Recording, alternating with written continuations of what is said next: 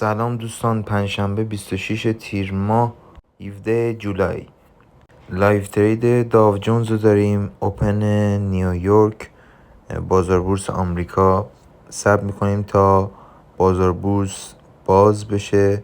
همینطور که میبینید ما یه لول کف داریم، یه لول صف که لول کف ما به عنوان کف هفتگی هم محسوب میشه که میبینیم شادو شد و رفت بالا و همینطور ترند لاینی که از کف داریم و موقعی که بهش برسه و فیک بریک بشه میتونیم وارد خرید بشیم.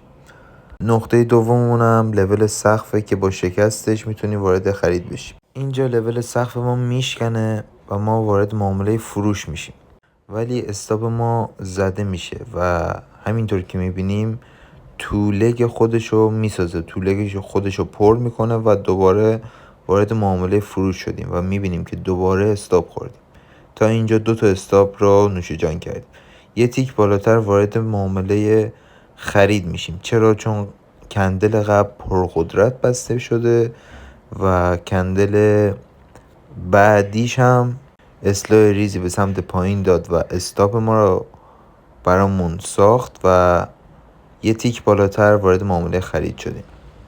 تا اینجا تیپی 1 رو بهمون داده، ولی ما طبق استراتژی باید حداقل تیپی 2 بگیریم و همینطور که میبینید تیپی 2 معامله تاچ میشه، در حالی که به تیپی 3 و تیپی 4 و حتی بالاتر هم میره، ولی ما طبق استراتژیمون تیپی 2 خارج شدیم.